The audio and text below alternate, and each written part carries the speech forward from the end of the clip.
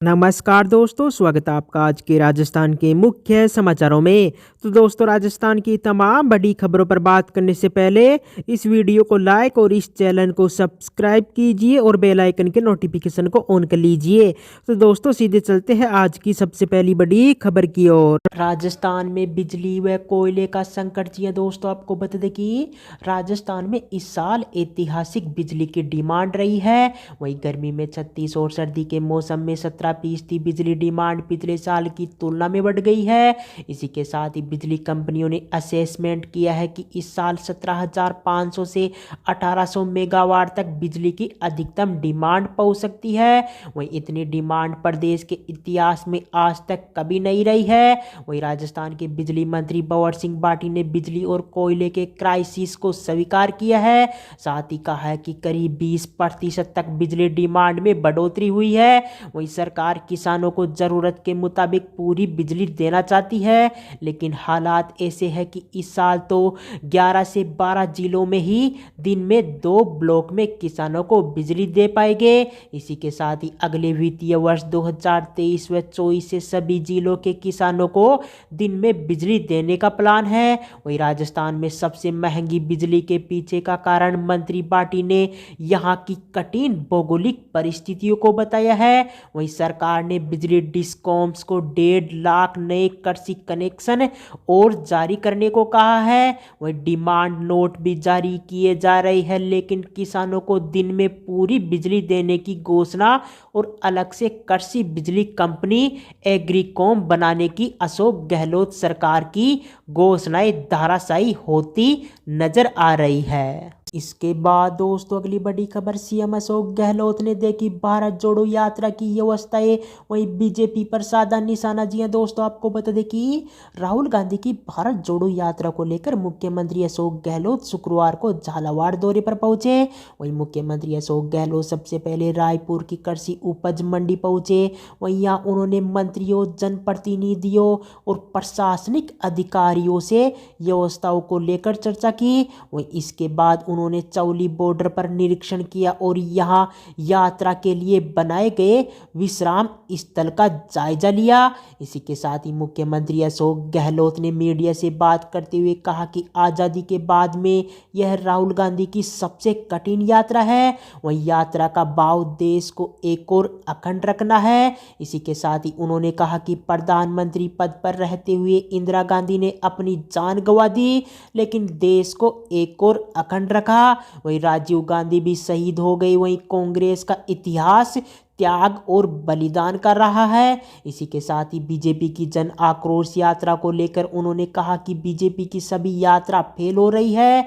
वहीं उन्होंने पहले भी कई बार यात्राएं निकाली है, लेकिन जनता से कोई रिस्पॉन्स नहीं मिला है। इसी के साथ ही गुरुवार को उन्होंने शुरुआत की, लेकिन कोई रिस्पॉन्स नहीं मिल रहा है। वहीं गहलोत ने कहा कि बीजेपी में मुख्यमंत्री के 5 से 7 तो उम्मीदवार बने बैठे हैं। वहीं उनके खुद के झगड़े नहीं निपट रहे हैं और वह पंचायत कांग्रेस की कर रहे हैं। इसी के साथ ही मुख्यमंत्री ने कहा कि हमने कटारिया जी को भी कहा है कि आप अपने घर की पंचायती करो, वही कांग्रेस की पंचायती छोड़ो। वही कांग्रेस हमारे नेताओं के अनुसार चलती है। वही छोटे मोटे मनमुटाव तो देश में सभी पार्टियों में चलते रहते हैं। इसके बाद दोस्तों, अगली बड़ी खबर, मेजबानी छीनी तो एशिया कप नहीं खेलेगा पाकिस्तान। जी हां दोस्तों, आपको बता दें कि पाकिस्तान क्रिकेट बोर्ड के चेयरमैन रमीज राजा ने कहा है कि अगर 2023 का एशिया कप पाकिस्तान में नहीं हुआ तो उनकी टीम टूर्नामेंट में नहीं खेलेगी।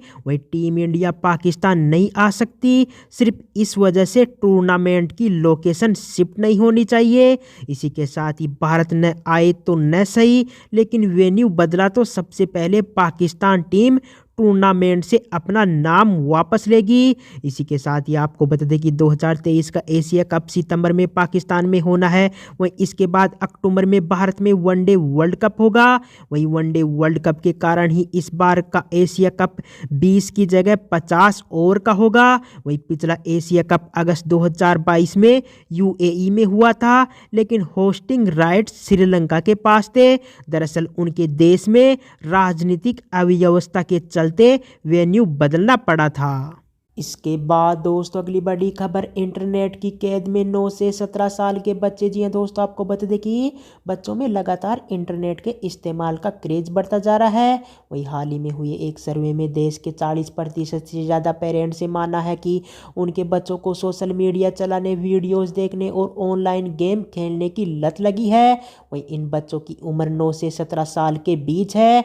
वही आपको बता दें कि यह survey community social media platform local circles ने किया है। वही सर्वे में शामिल 49% माता पिता मानते हैं कि उनके 9 से 13 साल के बच्चे रोजाना 3 घंटे से ज़्यादा इंटरनेट पर बिताते हैं। वही 47% पेरेंट्स ने बताया है कि उनके बच्चों को सोशल मीडिया, वीडियोज और ऑनलाइन गेमिंग की बुरी तरह लत लगी है। इसके बाद दोस्तों अगली बड़ी खबर, खाचरियावास बोले वसुंधरा ठोक कर बीजेपी से मुकाबला करे। जी हाँ दोस्तों, आपको बता दें कि पूर्व सीएम वसुंधरा राजे के पिछली बीजेपी सरकार के वक्त चलाई जल स्वावलंबन योजना और ईपीसीपी को अटकाने उलझाने के कांग्रेस सरकार पर लगाए गए आरोपों पर पलटवार करते हुए कैबिनेट मंत्री खाचरियावास ने कहा है कि वसुंधरा राजे बहुत सीनियर लीडर है।